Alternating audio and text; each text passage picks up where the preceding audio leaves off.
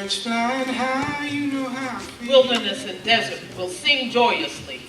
The Badlands will celebrate and flower, like the crocus in spring bursting into blossom. A symphony of song and color, mountain glories of Lebanon, a gift.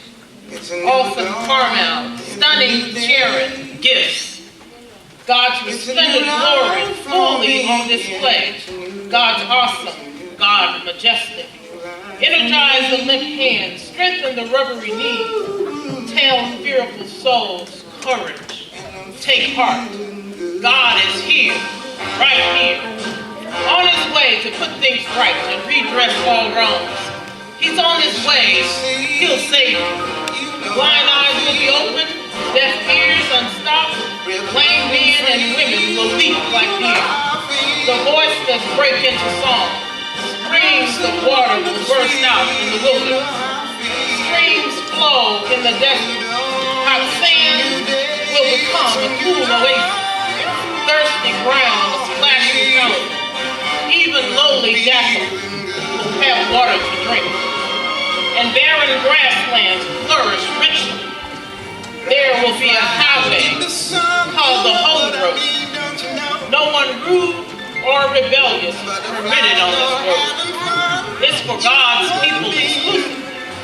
Impossible to get lost on that road. Not even fools can get lost on it.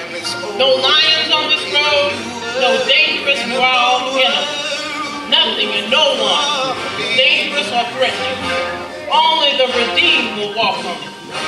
The people God has ransomed will come back on this road. They'll sing as they make their way home to Zion, unfading halos of joy encircling their heads.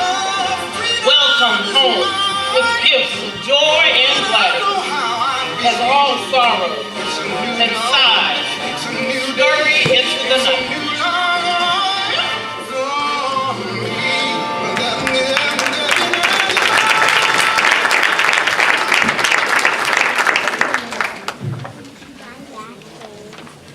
Great Migration, 1915 to 1970. They fled as if under a spell or a high fever. They left as though they were fleeing some curse, wrote the scholar Amy J. Scott. They were willing to make almost any sacrifice to obtain a railroad ticket, and they left with the intention of staying.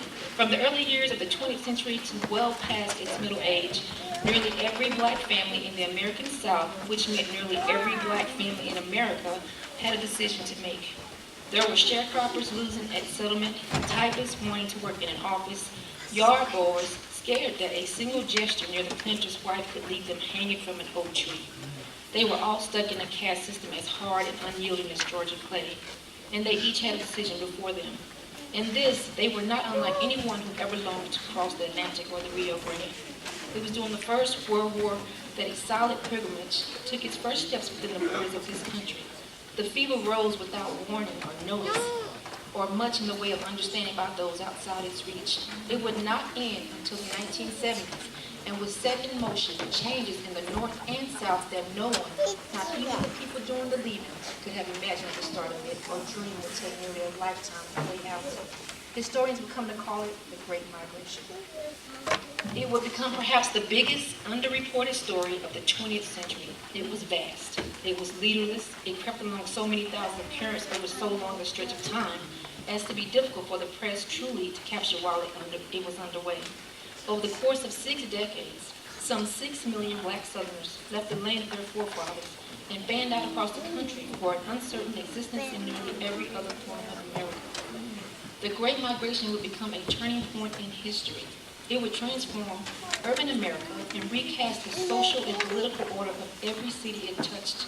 It would force the South to search its soul and finally to lay aside a feudal caste system. It grew out of the unmet promises made after the Civil War, and through the sheer weight of it, helped push the country toward the civil rights revolutions of the 1960s. During this time, a good portion of all black Americans alive picked up and left the tobacco farms of Virginia, the rice plantations of South Carolina, cotton fields in East Texas and Mississippi, and the villages and backwoods of the remaining southern states, Alabama, Arkansas, Florida, Georgia, Kentucky, Louisiana, North Carolina, Tennessee, and by some measures, Oklahoma. They set out for cities that had whispered love among themselves or had seen in the mail or the catalog. Some came straight from the field with their King James Bibles and old 12-string guitars. Still more were townspeople looking to be their fuller selves. Tradesmen following their customers, pastors trailing their flocks.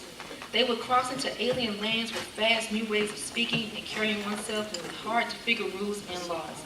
The New World held out higher wages, but staggering rents that people had to calculate like foreign currency. The places they went were big, frightening, and already crowded. New York, Detroit, Chicago, Los Angeles, Philadelphia, and smaller, equally foreign cities, Syracuse, Oakland, Milwaukee, Newark, Gary. Each turned into a receiving station and port of refuge, wrote the poet Carl Sandburg, then a Chicago newspaper reporter documenting the unfolding migration there.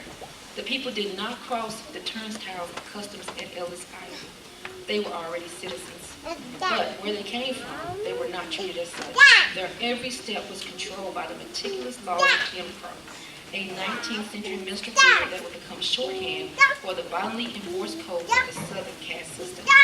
The Jim Crow regime persisted from the 1880s to the 1960s, some 80 years, the average lifespan of a fairly healthy man. It afflicted the lives of at least 4 generations and would not die without bloodshed, as the people who left the South foresaw.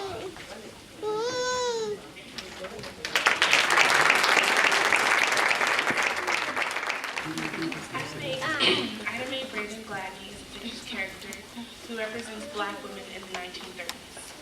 She represents the worry, struggle, and fate of Black women and their families during those times.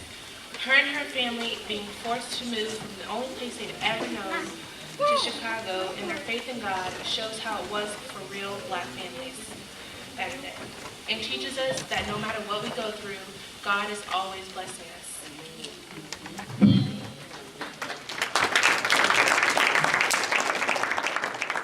I portray Nelson Mandela.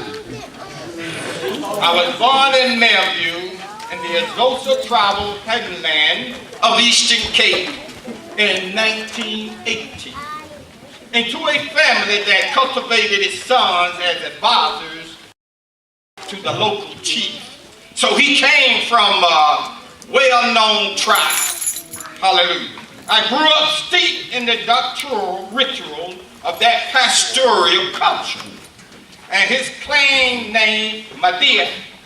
I attended mission school and studied briefly at Fort Hare, along with many future Black leaders.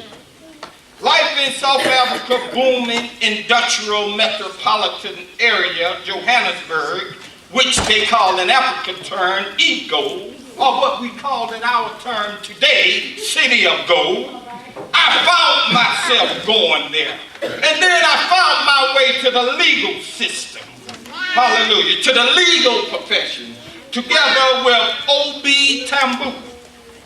We formed the first Black law firm in South Africa.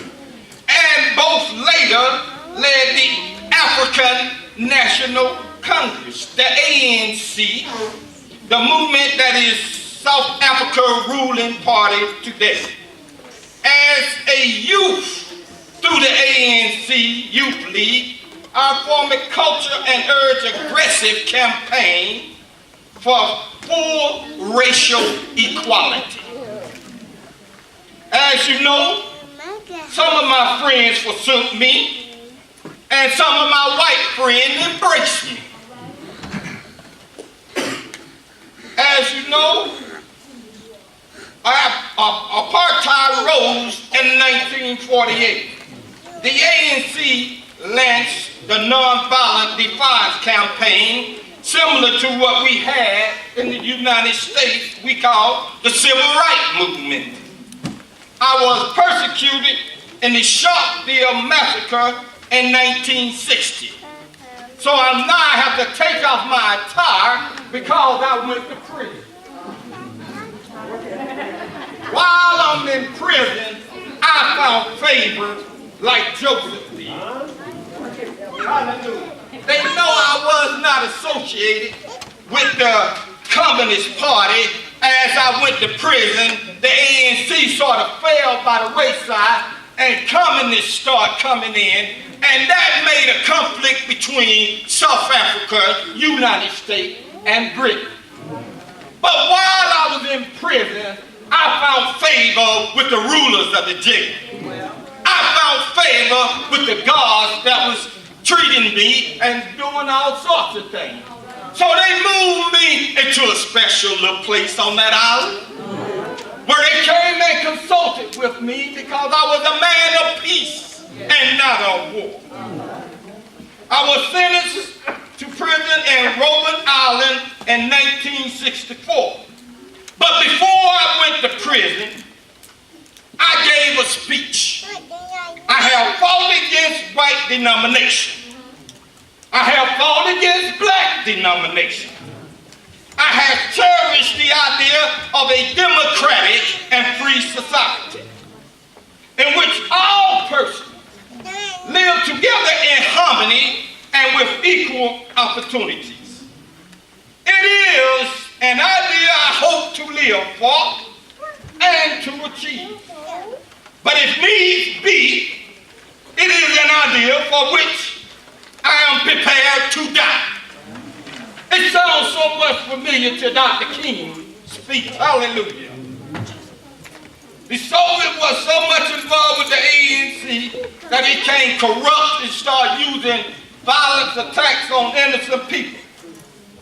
But I, Nelson Mandela, never embraced communism as a political philosophy.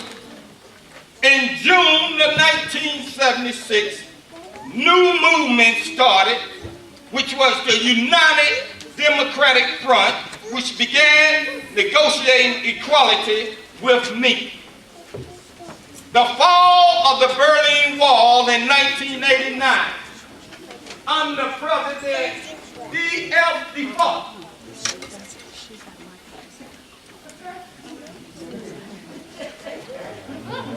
released me from prison in February 1990. The first democratic election took place on April the 27th, 1992. I was elected as president and the clerk as my deputy, which we both shared the Nobel Peace Prize in 1993. My first term was successful. I passed the Truth and Reconciliation Commission, the Rainbow Nation. In my attire in 1995, I wore this to the 1995 World Cup. This shirt usually donates a Speaking Art jersey, once a symbol of apartheid. Now, the whites love me because of reconciliation. The blacks love me because of freedom. But I tell you, all men are created equal. They are endowed by our Creator. Hallelujah. And I will live to see that every man, woman, boy, and girl throughout the world have a right and freedom. Sad to say that my wife got caught up in the political arena and the money and the scandalous things. But we did great, but we didn't focus on AIDS enough. We didn't focus on the tribal war that is still going on. But one thing I know, we focus on making sure all our people are set free. Unfortunately, I passed away at the age of 95 in Johannesburg, and I passed my torch over to Reverend Jesse Jackson.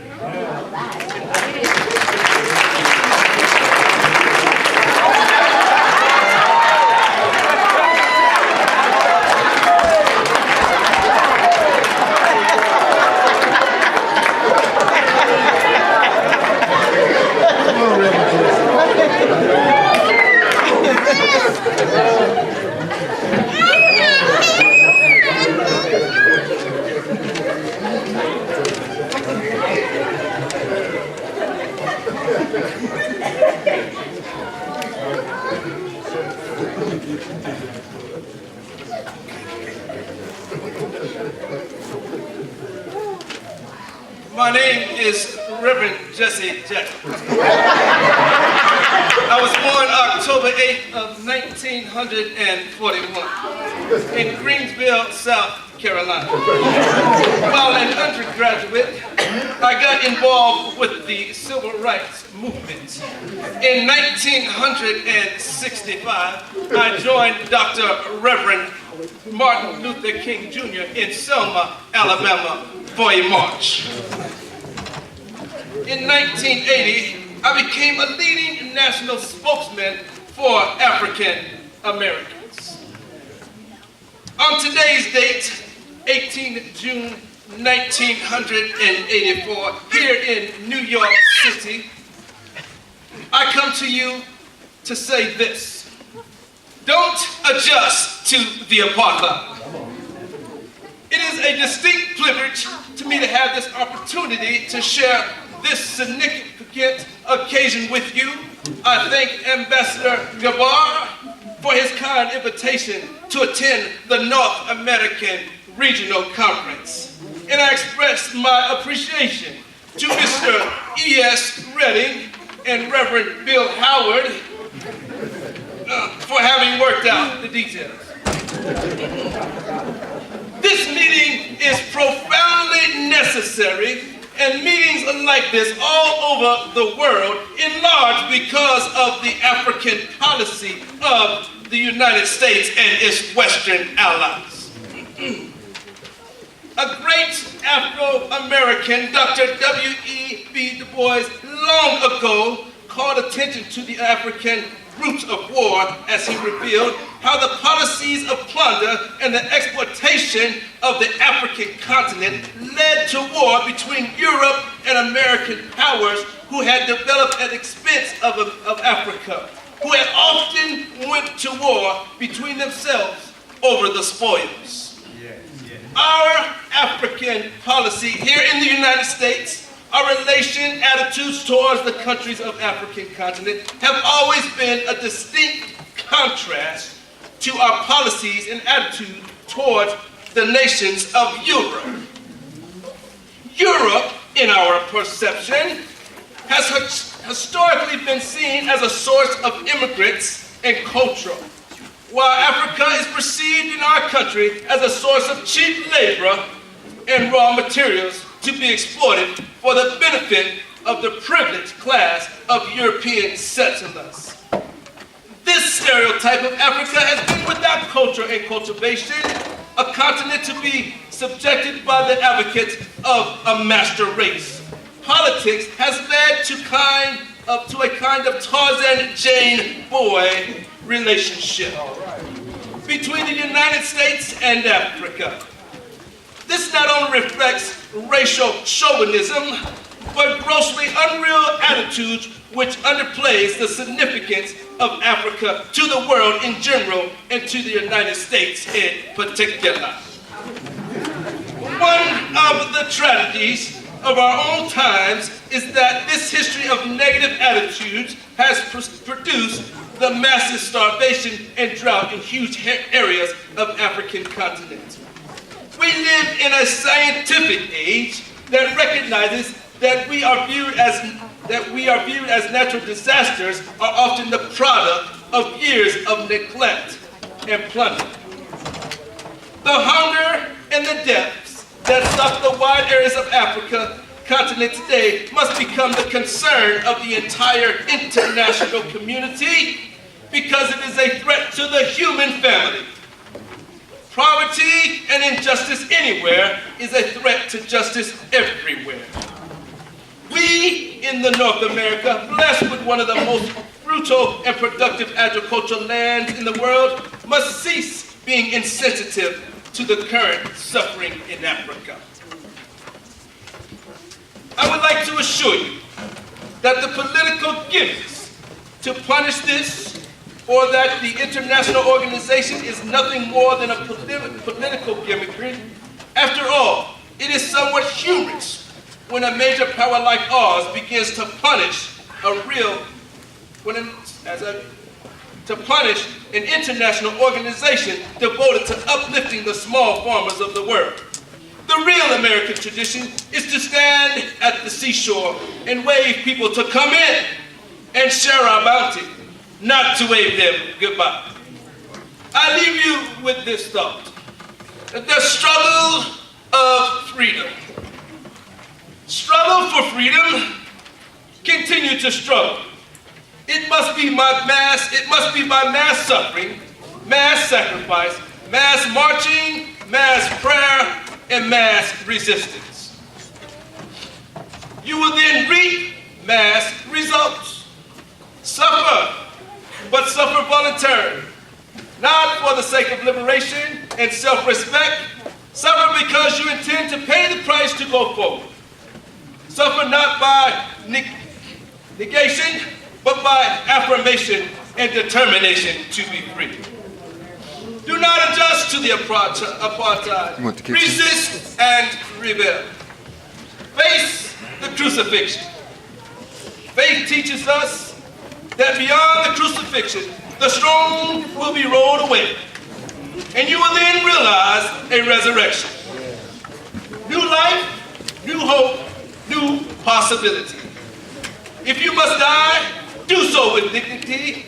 Die nobly, like the bear, facing forward, not like a rabbit running and ducking and dodging in humiliation. Remember that suffering breeds character, character breeds faith, and in the end, faith will not disappoint. May God bless you.